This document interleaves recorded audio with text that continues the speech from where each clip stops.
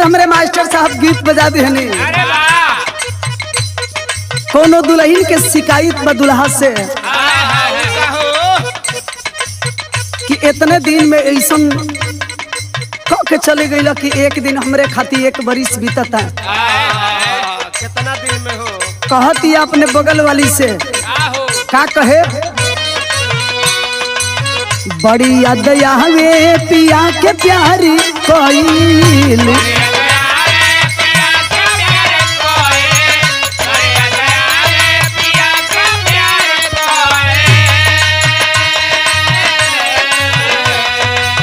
रतिया त रतिया पहाड़ दिल भइल,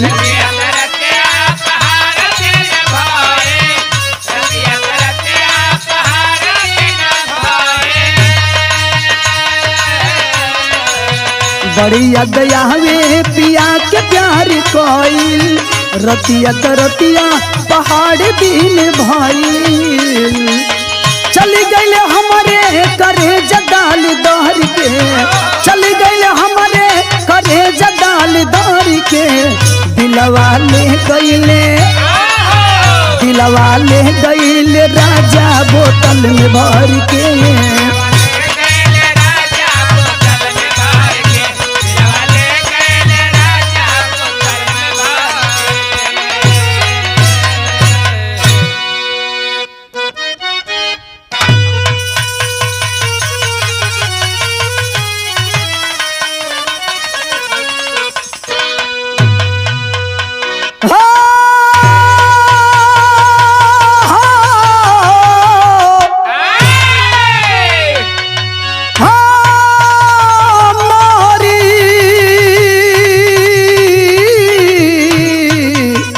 सवरिया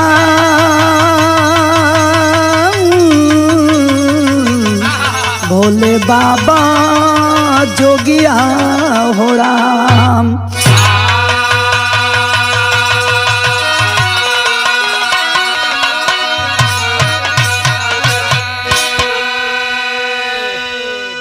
प्रिय साथियों और बिरहा के सम्मानित श्रोता सज्जन, सबसे पहले हम गायिका मीरा मूर्ति एंड पूरी पार्टी के द्वारा जो मैं बिरहा गाने जा रही हूँ, इसके रिकॉर्डिंग हरिओम स्टूडियो और हरिओम स्टूडियो के मालिक महोदय आदरणीय श्री अभिमन्यु यादव जी के देखरेख में हो रहा है। आंसू इंटरटेनमेंट के निर्माता बड़े भैया राम जन्म यादव जी के सौजन्य से, और हर बार की भांति इस बार भी आप सबके बीच में जो बिरहा गा रही हूँ, आशा है, उम्मीद है, पूर्ण विश्वास है कि बिरहा आप सबको अच्छा लगेगा, जिसके विशेष आभार बड़े भैया बेचू यादव जी, रंजीत यादव जी, लोरिक यादव जी, मनोज यादव जी और राम आश्रय कवि जी और जितेंद्र यादव जी और हमारे गुरु जी आप आदरणीय श्री कल्पनाथ मास्टर साहब, हमारे कवि जी आदरणीय श्री दशरथ कवि जी भी मौजूद हैं। उन्हीं के देख रेख में यह बिरहा आप सबके बीच में हो रहा है। हाथ जोड़ के रहुआ सबसे निवेदन बा, जैसे हर बिरहा के ये मीरा मूर्ति के आप लोग सुने नहीं जा, आपन आशीर्वाद दुलार प्यार दे ली जा, ये बिरहा के भी आप लोग सुनब जा, मीरा मूर्ति के आपन आशीर्वाद दुलार प्यार देव जा, चैनल के जरूर सब्सक्राइब आप लोग करब जा। बड़ा ही सुंदर कवि की खोज, भूमिका में भाव लिखा गया बहादुर।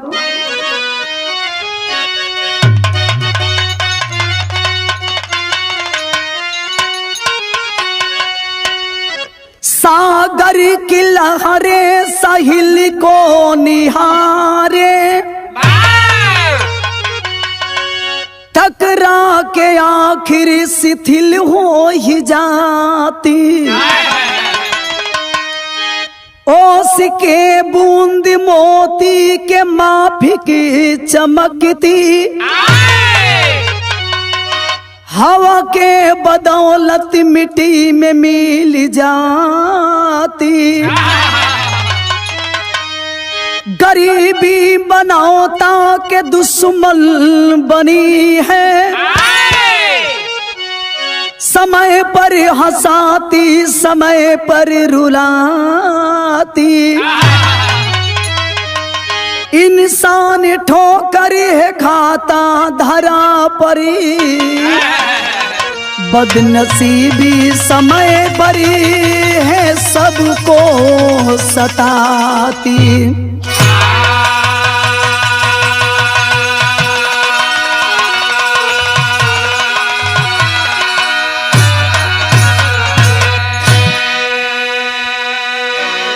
इंसान ठोकर है खाता धरा पर, बदनसीबी समय पर है सबको सताती। बिरहा में बड़ा सुंदर हमरे गुरुजी, हमरे गंगा सागर कवि जी अपने कलम के माध्यम से इस जमाना के अनुसार बड़ा सुंदर गजल के अंदाज लिखने।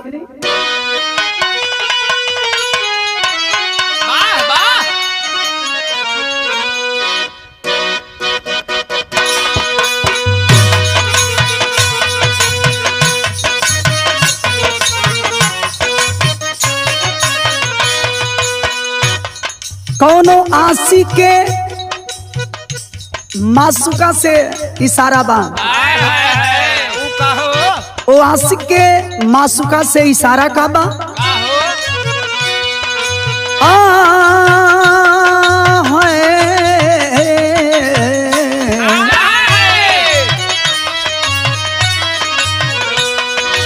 इशारा करत कहत का कहे,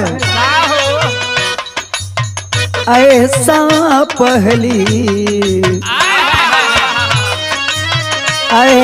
पहली बार हुआ है।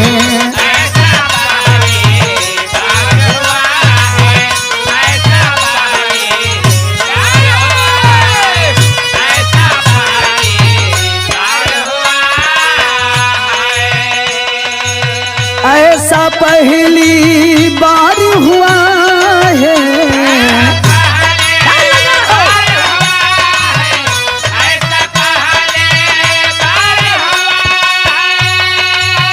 ऐसा पहली बारी हुआ है। और क्या कहा, हमको किसी से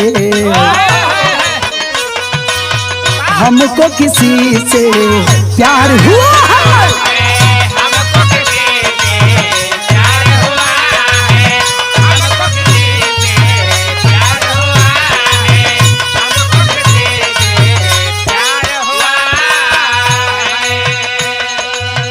लेकिन बिरहा सुने वाला भैया लो, गजल से बढ़िया कवि जी हमरे बिरहा के लाइन लिखत लो का, समय पर सभी को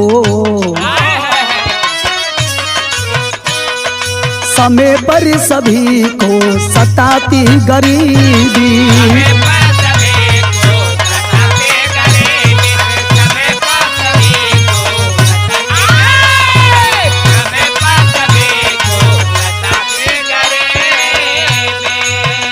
अरे समय पर सभी को सताती गरीबी,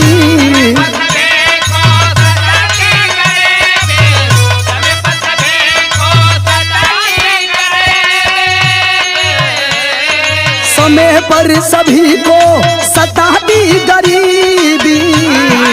और क्या लिखे हैं, अरे दर दरी की ठोकर खिलाती गरीबी।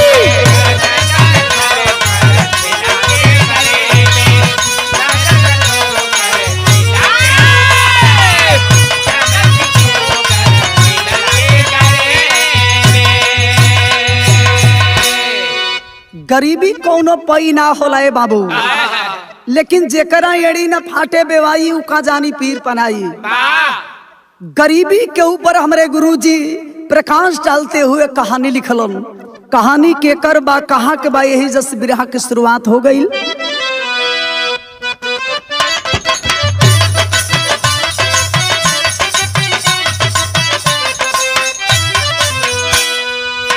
गरीबी गरीबों पर जुर्म ऐसा ढाती है,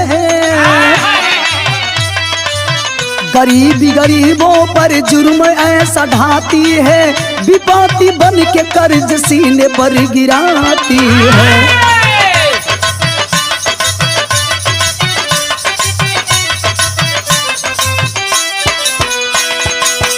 लौटन राम छता ग्राम का मजदूर रहा, पत्नी की मौत से मोहताजी मजदूर रहा।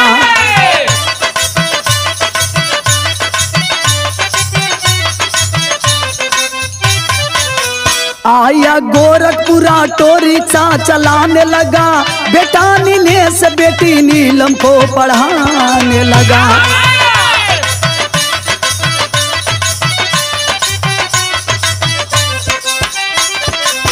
बेटी की शादी कर ससुराल में पठाया है, होनहार बेटा जवानी में अपनी आया है।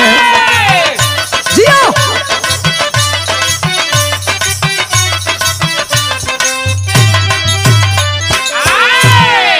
तनी कहानी के समझ लिए बाबू, यह कोई कहानी कपोल और कोई बनावटी कहानी नहीं। जिला बलिया के अंतर्गत आप लोग एक गांव, जौने गांव के नाम बतावल गई छाता। छाता के रहे वाला एक गरीब परिवार, घर के मेन मुखिया के नाम बतावल गई लौटन राम। लौटन राम के दुल्हन के नाम बतावल गई सावित्री।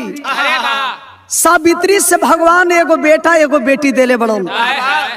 बेटी के नाम बा नीलम और बेटा के नाम बा नीलेश। ए बाबू, गरीबी में लौटन राम मजदूरी करत रहो, समय पर भोजन नसीब होता। देखी किस्मत के खेला, मजदूर आदमी की जिंदगी भी गजीब होले। आज काम चली तो हमेशा चली, अगर बंद हो जाई तो कभी कभी ऐसनो किस्मत में हो जाला कि आदमी के सोचे पर मजबूर हो जाला। मजदूरी करत रहो, परिवार के लोग, छोटे परिवार बा खुशी खुशी दिन बितावत रहो। लेकिन कुछ दिन के बाद ये बाबू, भगवान कैसन मर्जी भइल, कुदरत की देन, दुल्हन इस दुनिया को छोड़ करके चल बसती है। अब बेटवा के और बेटिया के पालन पोषण करे खातिर लौटन राम छाता छोड़ के आके जौन बा गोरखपुर शहर में रिक्शा चलावे के काम करे लगलन। रिक्शा चलावत तड़न, और वही रिक्शा के कमाई से दोनों बचवा और बिटिया के पढ़ावत तड़न। धीरे धीरे समय बीते लगल। ए बाबू, समय पा करके वह बेटी जब जवान होती है, गरीब बाप रिक्शा चलाए कि जौन पैसा कमैले बड़न, वही पैसा से बढ़िया लड़का देख के अपने बेटी के शादी कर देता। लड़की खुशी खुशी ससुराल चल गई। अब सारा जौन बा अब निशाना हो गई बेटा के ऊपर कि यही बेटा बा रिक्शा चलावत नहीं तक, लेकिन ये बेटा के पढ़ा के अच्छा इंसान बनाई। लौटन राम कैलन का बा, बिरहा में बड़ा सुंदर कवि जी गीत लिखलन।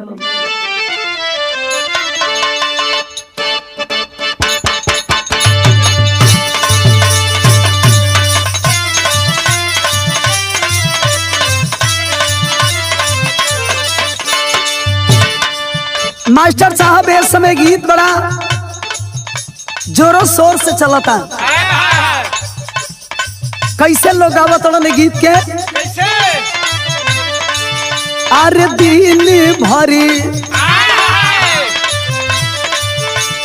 दिन भर राजा जी तू काम करेला, रतियों में काहे नया राम करेला।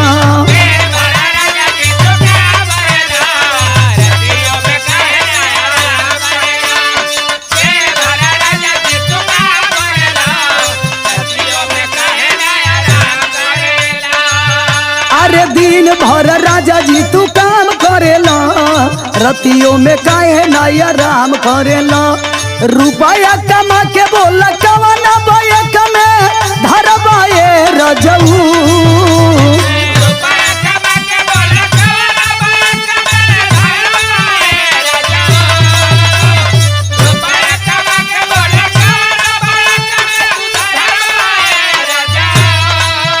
अरे रुपया कमा के बोला कवना बैक में धरबाए रजऊ। अरे खाइब पियब मोटाइब तबे न कुछ करबाए रजऊ।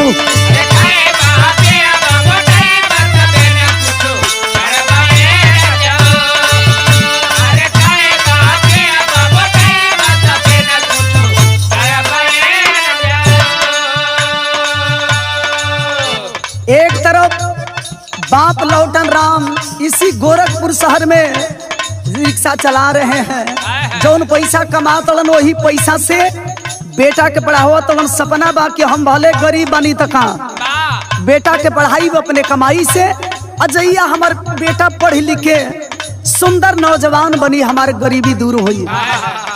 रिक्शा के कमाई से बेटा के पढ़ावे लगलन, लेकिन नतीजा निकलल का अरे पढ़ी लिखी बेटा होशियार भइले, हो गईले सयान होनहार भइले।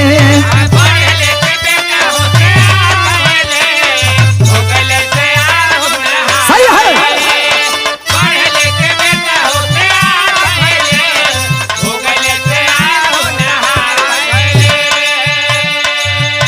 अरे कोइले बसादी तबे मिली है आजादी, कुछ कमाई बाए बबुआ।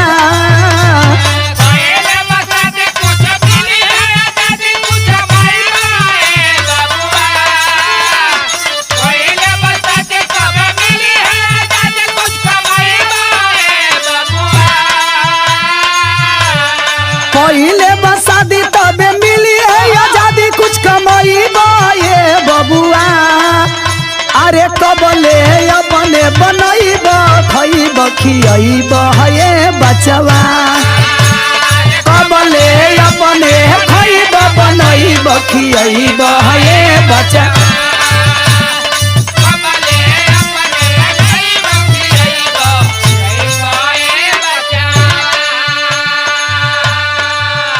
आज जौन बाप अपना कमाई से अपना बेटा नीलेश के पढ़ावत तड़ो, धीरे धीरे समय बीते लगले बाबू।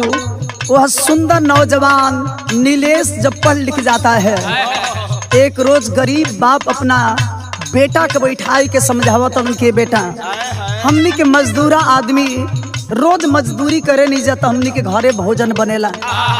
आखिर ऐसे कब तक ले हमनी की जिंदगी चली? अब तू पढ़ लिख गईले बड़ा, अगर बढ़िया कोनो काम करता हमनी की गरीबी दूर हो जाई। ये ना तू कब तक ले हमके बनैबा खियैबा? कोनो बढ़िया लड़की से तुहार शादी हो जाए घर में आई तो कम से कम समय पर बनाई के हमके भोजन दी। समझावत का समझावे तो हम भइनी पुरानी, कुछ सूझत नहीं के काम।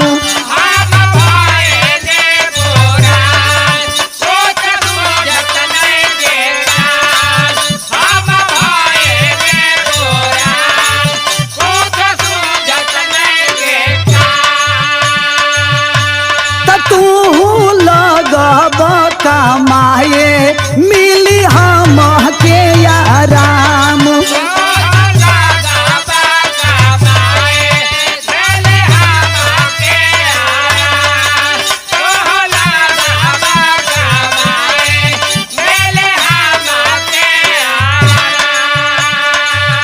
अरे कपड़ा के भार हमर दूर हो जाई, घर बसई बाए बचवा।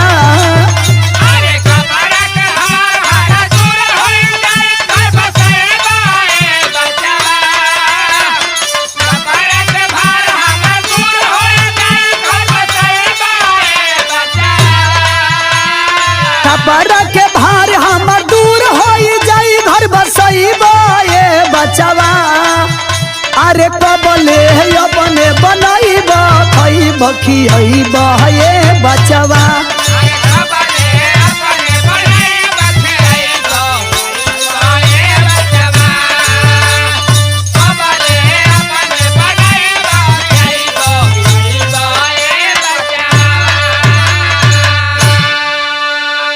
ए बाबू बिरहा सुने वाला भैया लो, आज लौटन राम देखा तड़न की बेटा जवान हो गई, पढ़ लिख के होशियार हो गई बा।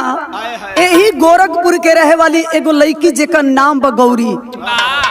गौरी से अपना बेटवा नीलेश के शादी कर दिलन। दुल्हन बन के गौरी जब घर में आइल, ससुर के सेवा करती है, पति के सेवा करती है। एगो औरत के धर्म होला कि अपना सास के, अपना ससुर के, अपना आदमी के भगवान के तरह माने, ओके आपन जनबा ससुरा के स्वर्ग समझे। गौरी बड़ा मान सम्मान अपना ससुर के देती है। धीरे धीरे समय बीतता, लेकिन एक दिन के बाद बाबू होत का बा बिरहा में बड़ा सुंदर गीत लिखे के पड़ल।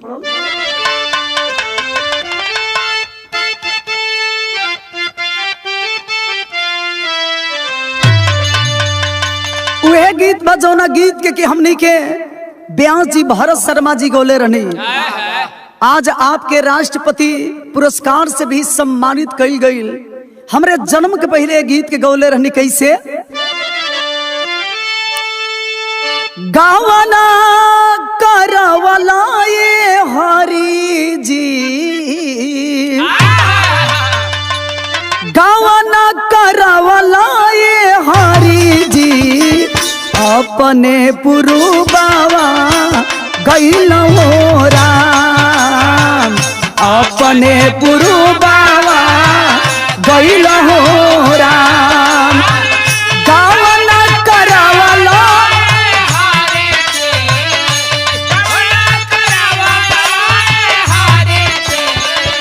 अपने पुरु बाबा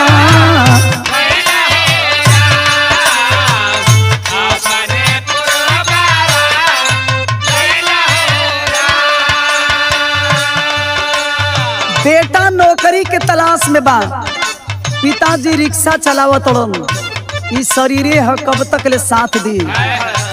रिक्शा चलावत चलावत एक दिन धूप के समय बा थक गई बड़न, और धूप लगला के चलते अब लौटन राम धीरे धीरे बीमार होने लगते हैं।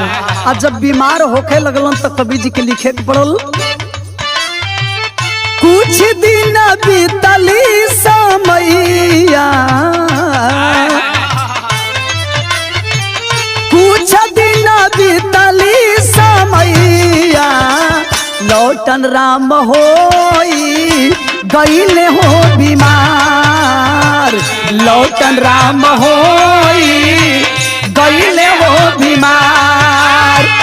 कुछ दिन बीतली समैया,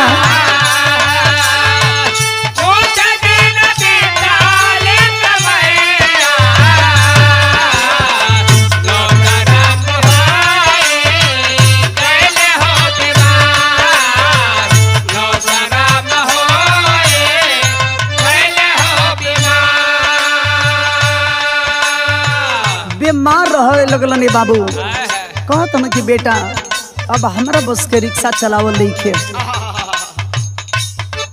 अब हमार शरीर साथ में के देख के हम रिक्शा चला पाई। बुढ़ौती के शरीर बात। लौटन राम जब बीमार हो गईलन, देखा भगवान के मर्जी कुदरत की देन भइल का पिजड़ा से उड़ गईले सुगनावा,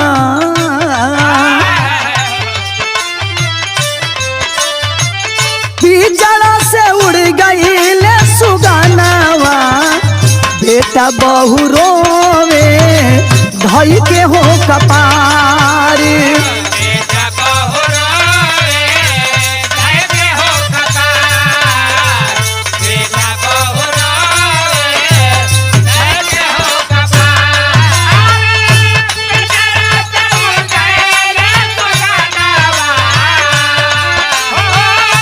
पिजड़ा से उड़ गईले सुगनावा, बेटा बहु रोवे धाके हो कपार, बेटा बहु रोवे धाके हो कपार। आखिरकार लौटन राम बीमारी के चलते इस दुनिया को छोड़ करके चल बसे हैं।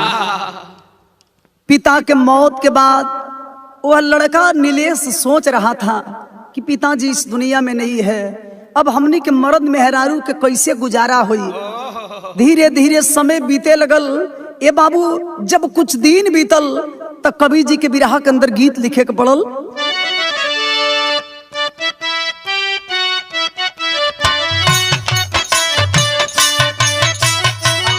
एक गीत के माता बहिन लो शादी ब्याह के मौका पर गावे लो आप लोग सुन ले हो खो, लेकिन धुन से बढ़िया कवि जी बिरहा के लाइन लिखलन।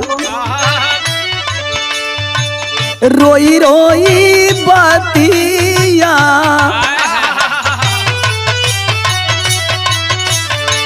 रोई रोई बतिया का हेलिया वरतिया हो, रोई रोई बतिया का हेलिया वरतिया हो, कैसे काटी दीनावा पहाड़ी हो, रोई रोई बतिया का हेलिया वरतिया हो।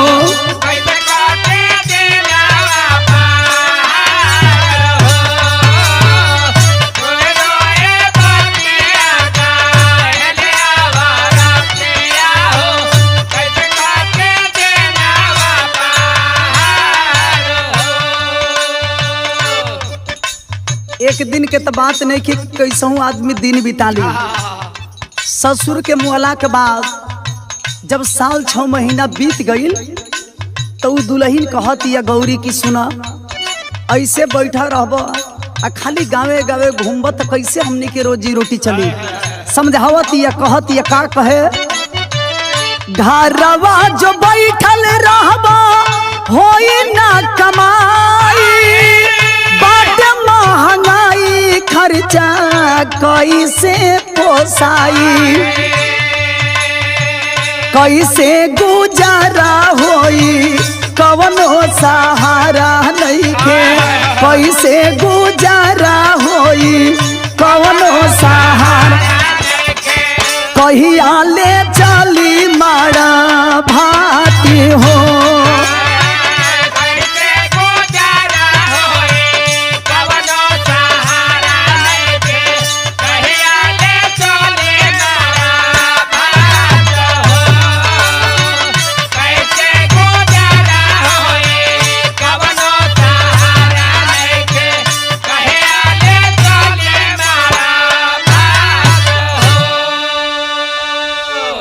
तड़ी की ससुर के मुहला के बाद कोनो ऐसा बढ़िया दिन ना होई कि हमनी के दोनों आदमी बैठ के भोजन कैले हो खर्चा, कभी नीमक रोटी तो कभी माड़ भात, आखिर कब तक ले ऐसे चली। रोवा ना कमाई तो ये बताई हमनी के जिंदगी के संगे होई का। कहतरन तू चिंता मत कर, हमर दोस्त फोन कैले रहलन से हम कमाए जाई, कहाँ कमाए जाए खातिर सोचत रहन, बिरहा में गीत लिखे के पड़ल।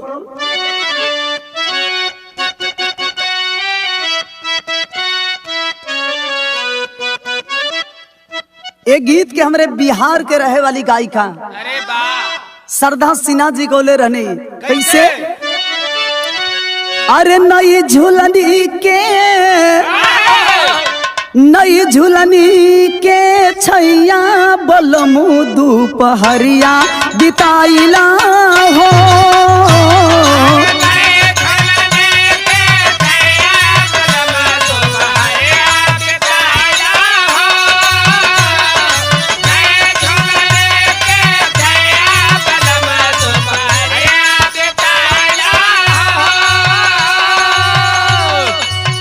नीलेश कहत कि ठीक है आदमी की मेहरारू अगर कोनो बात के जीत कर दे हस तो माने वाली नहीं खींच, तू चिंता मत कर। सुना समझावत कहत का, संगी एगो हमके बोलावे गोरी,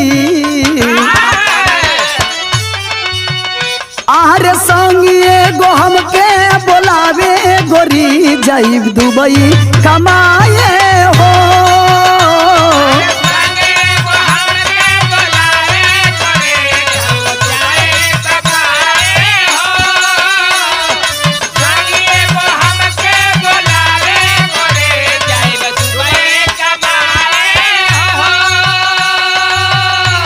अरे एकदम हमके निकम्मा समझेली का तू, हम एने रही के काम करो ये न सकेला। हमार संगत बड़े बड़े आदमी से बा, हमार मित्र बोलावत सो दुबई से, हम दुबई कमाए जाई, तलस के हद हो गई ना। गांव घर में कहेला आदमी की घर में भूजी भांगना, छूछ लौड़ी खास ना, घर में पैसा के ठिकाने नहीं के तू दुबई कमाए जेब, कहाँ से पैसा आई, कहाँ से वीजा बनी कि कमाए जेब। तब नीलेश कहत का, बहिनी से मांग ले भी खर्चा उधारे,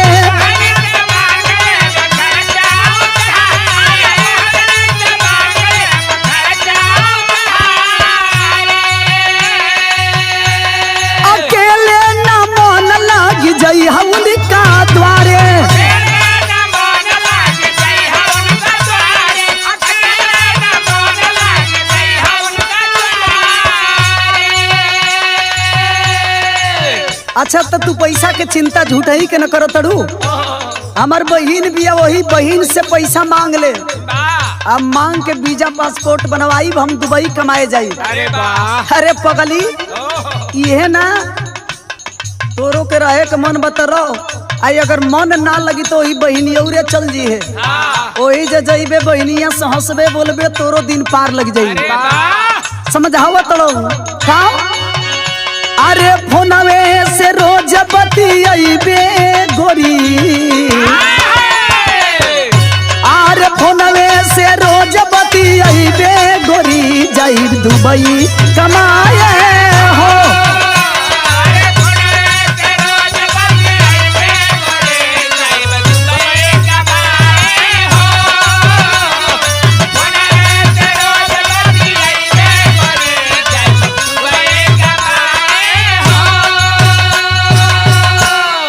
अरे बाप रे बाप, कमाए के इतना जौन बाबू सवार हो, पहुंच गईलन बहिनियौरा, अजाई के पैसा मांग के लिया ले हलन, वीजा पासपोर्ट बनवाई के जब दुबई कमाए गईल हन। अब एने मेहरारू सोचती कि वहाँ के परमिशन दे दिले बने कि अगर मन ना लगी तो पहुंच जी है ननद के ही, यानी बहिनियौरा पहुंच जी है। तुरंत अपन झोरा बोरा उठवलस, पहुंच गई ननद के लगे। और ननद के लगे जब गई मास्टर साहब तो कभी जी बिरहा में टेरी लिखत हलन,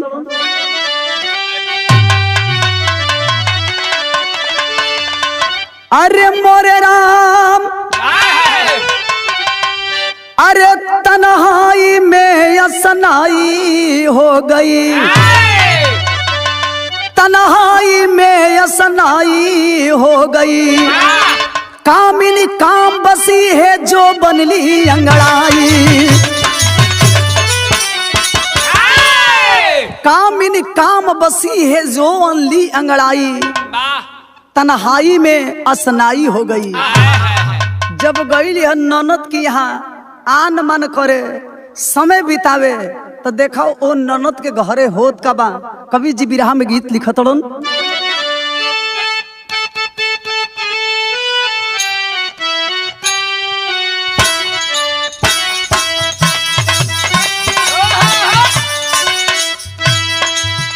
अरे गवन करावला ये पिया, गवन करावला ये पिया, घरे बैठवला,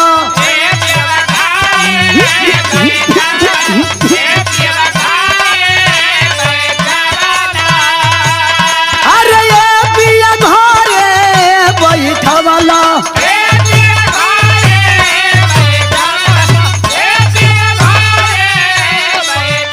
अरे अपने बसेला ये राजा हो,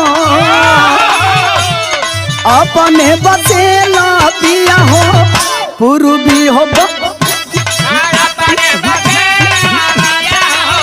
पूर्वी हो बानी जिया,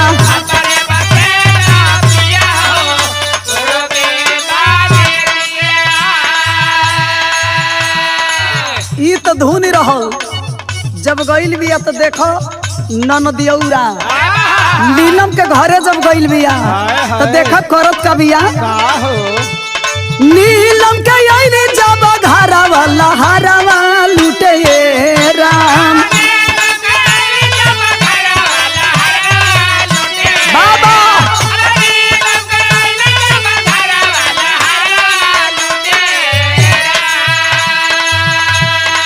नदी के देवरा राकेश के, अरे नदी के देवरा राकेश के पजारवा सटे राम,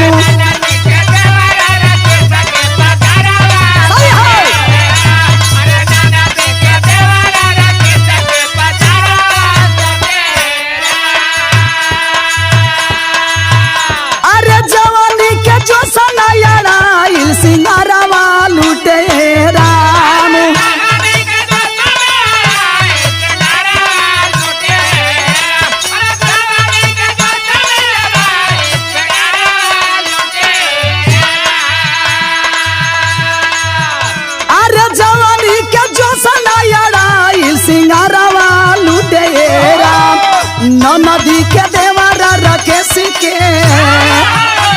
अरे नदी के देवरा रखे सके पजारवा सते राम।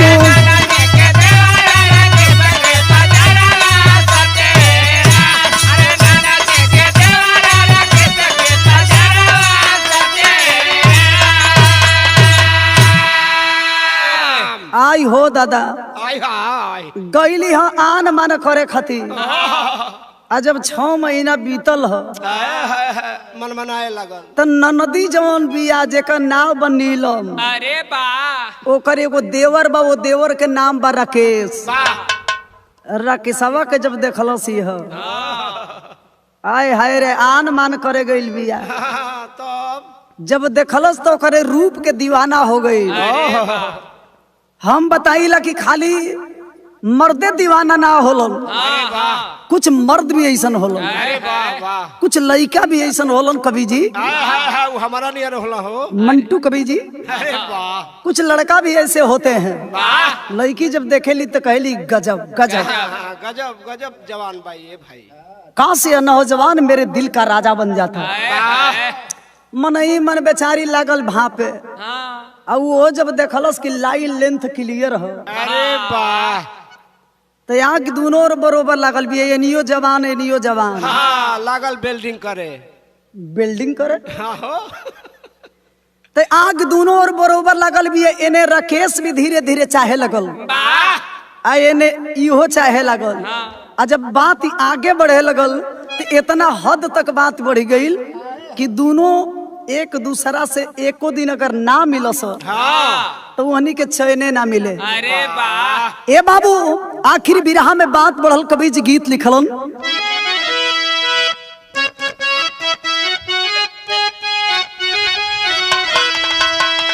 गीत से बढ़िया कवि जी बिरहा के भाव लिखतलन। अरे जवानी के धधके ले आगी, अरे जवानी के धधके ले आगी, बैरागी भंवरा बन गईले बागी।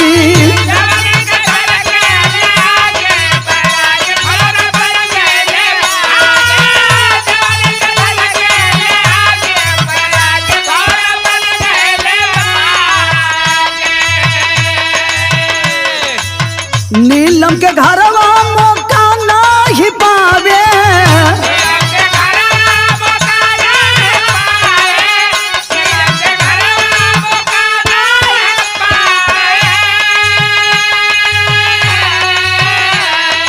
अपने भवनवा पर रोजे बुलावे।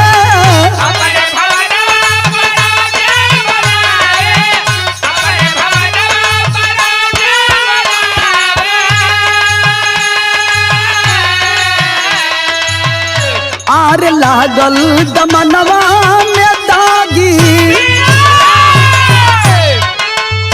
आर लागल दमनवा में दागी, बैरागी भंवरा बन गईले बागी।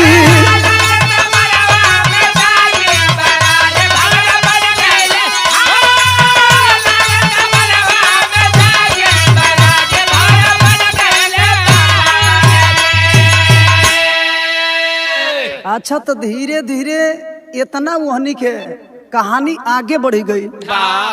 नीलम के घरे तो जल्दी मौका मिल ही ना पावे वहनी के। अच्छा कि आराम से बैठ के बतियावस। हाँ सोचल से कि ऐसा काम ना है बने, ऐसा उपाय लगावल जाए कि कम से कम रात भर बैठ के हमने के गप सप हो। हाँ तो कहे न खस दियरी पर चल जात दियरी पो हाँ हो।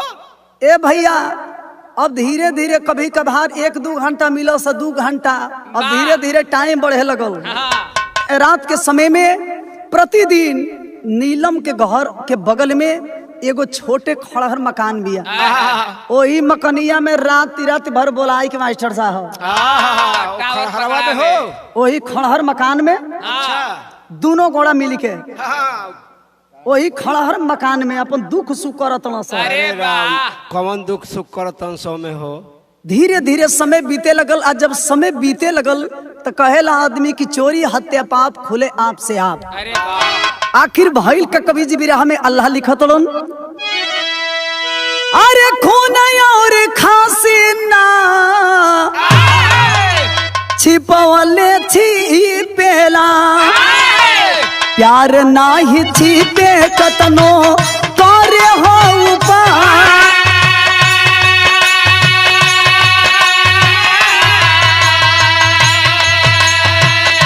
एक दिन मिले सकैले फोन घरवा परी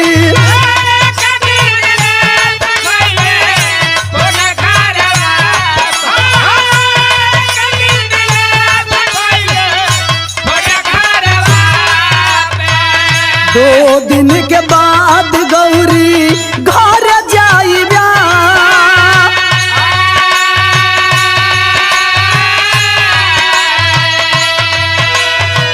बिरहा सुने वाला भैया लो ये दोनों अपन नून गुदरी काटा तड़ो सो वही खड़हर में हो ये जाना तड़ो से उसकी जिंदगी ऐसे ही कटी धीरे धीरे कितना साल बीत गई 2-3 साल के समय बीत गई अचानक एक दिन फोन आइल बा नीलेश के कहाँ बाड़ू कैसन बाड़ू बहुत जल्दी हम तोहरा से मिले आवतनी जान गई के तो वहाँ के आ जाई तो हमनी के दोनों आदमी के मिलल जुलल बंद हो जाई तो कैलस का राकेश के संगवा बेचैन होई गईली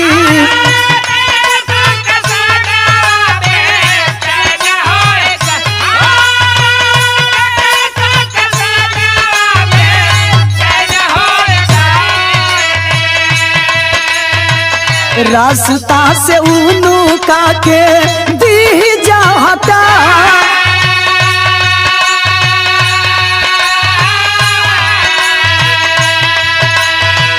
यार से घर अइले मौका नहीं पावाले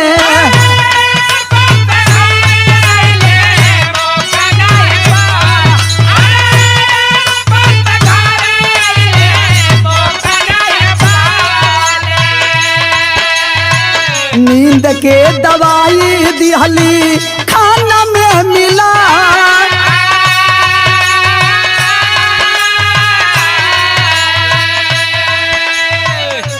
जब जानकारी मिलल कि एयरपोर्ट पर इतना टाइम में उतर जी हम ए बाबू आज राकेशवा से योजना बनावती है कि देखो केहू जाने केहू जान भी ना पावे एके रास्ता से हटावे के पड़ी दोनों योजना के तहत जब एयरपोर्ट पर नीलेश उतरलन ए बाबू केहू देखल केहू देख भी ना पाओ घरे अइलन इतना मान जन करती है कि पूछबे मत कर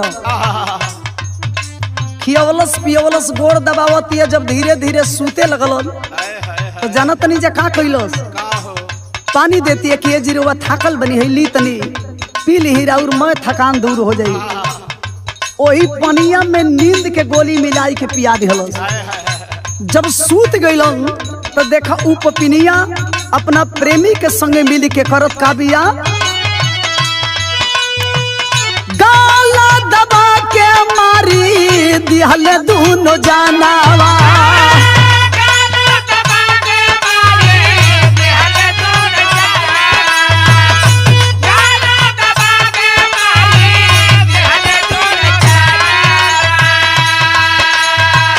लसिया छिपाई दिहले जंगल में लिया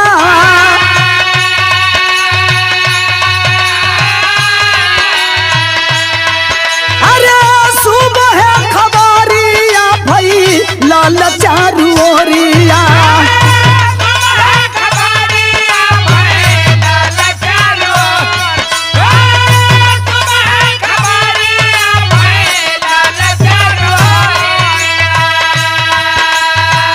पुलिस प्रशासन होई गइल हो तैयार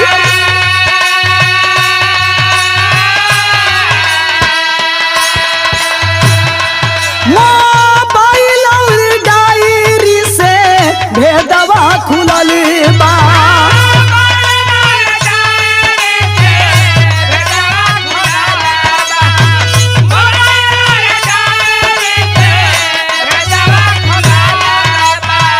गौरी राकेश होई गई लगी रफ्तार।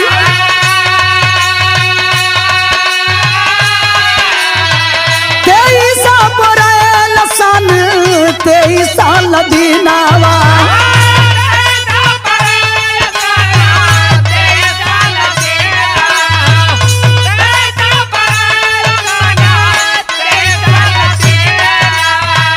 प्यार के चक्कर में कैली जिंदगी खराब।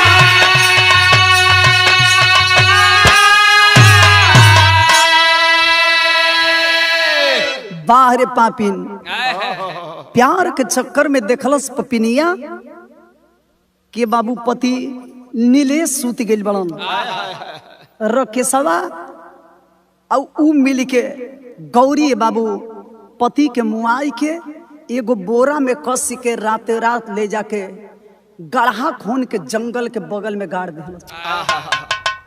एक दिन बीतल, 2 दिन बीतल, धीरे धीरे जब 2, 4, 10 दिन बीत गई, आखिरकार बहिनिया के लगे से फोन आवता कि हम कल आवत नहीं भैया के देखे खातिर इतना दिन के बाद आइल बड़न। हाई देखी संजोग जब मिले खातिर आवत अपने भाई से, उ बहिन भाई के पता नहीं खे, गांव नगर के लोग कहलन के हमनी के तो देखबे ना कहीं जा। ए बाबू आज जितना लोग बड़न सोचे पर मजबूर बड़न। पूछतिया भौजाई से कि ई बताओ कि भैया कल आवे कर रहन अइलन हन लेकिन इतना जल्दी गइलन कहाँ? कहती कि ए बुची वहाँ के तो मार्केट गईनी है, वही जैसे पता ना कहाँ गायब हो गईनी है। कितना खोजबीन कईनी जा लेकिन वहाँ के कहीं पता ना चलल। लेकिन हई देखी आखिरकार ए बाबू आज न त काल चोरी हत्या खुलबे करेला। ओ बहिनिया के मन में शंका हो गई। आज जब शंका हो गई तो मेरे कवि जी प्रमाणित बात बताओ तनी। जा करके वो बहन जब थाने में खबर देती है, पुलिस प्रशासन के लोग के मन में थोड़ा शंका भइल। जब घर में आके छानबीन करे लगल तो वही छते पर मोबाइल पकड़ाता नीलेश के। कितना बज के कितना मिनट पर ई पपिनिया बतियोले बिया।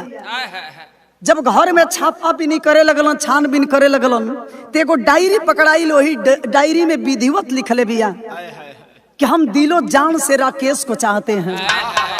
मेरा पति जो नीलेश है उसको थोड़ा सा भी मैं नहीं मानती हूँ अपना पति। वो मेरा पति नहीं, हम तो प्यार करते हैं राकेश से, राकेश ही मेरा जीवन है। प्रशासन के लोग के समझे में देरी ना लगल। कलन बहुत प्यार के बहुत सवारल है। चल वही जौन बात जेले में दोनों जना प्यार करी हलो। हथकड़ी डाल के जब दोनों जना के ले जाके जेल में बंद कल गई तो कवि जी बिरहा के आखिरी भाव खड़ी लिखतलन। कहेला आदमी कि किसी और के चक्कर में अपना बर्बाद करना। आज सारा चीज बर्बाद हो चुका केवल इश्क के चक्कर में। तो खड़ी में कवि का संकेत है, अरे यार समाज का टूट रिश्ता के ठुकरावल जाई है। अरे हवस के आग में कब तक निर्दोषी जरावल जाई है। जिया भैया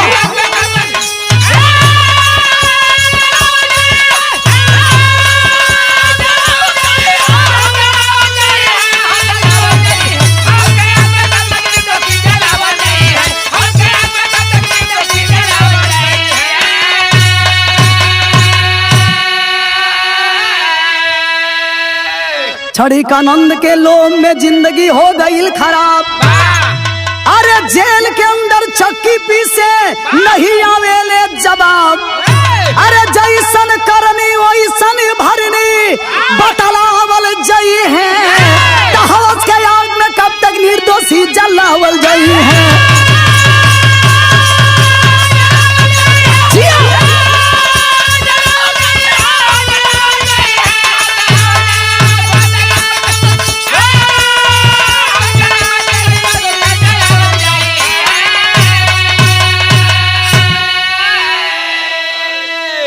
हवस के आग में कब तक निर्दोषी जलावल जाई है। यही से कहत नहीं मास्टर साहब कि संभर जा कि अभियों से समाज में संभर के रहले के जरूरत हो। क्षणिक आनंद के चक्कर में पूरा जिंदगी बर्बाद हो गई। तना ऐसन काम करबा ना जिंदगी बर्बाद होई। बा लेकिन कोई मानत कहाँ बा। सोच समझ के समाज में रहले के जरूरत हो, दूसरा के बदले के चक्कर में नहीं पड़े के। अरे वाह, खुद अपने आप को बदलिए। आज जब अपने आदमी बदले लगी तो धीरे धीरे पूरा समाज बदल क्या जाए। बात है। बिरहा के आखिरी बंद में खानदान के परिचय लिखल गई। गुरु बिहारी, गुरु गणेश, गुरु रामलाल गुणकारी, स्वर्ग बसे चंद्रिका कवि, बच्चन जी बने पुजारी। अरे तन्हाई में यसनाई आ गई, तो सागर मीरा मूर्ति के रक्षक मई हर माई।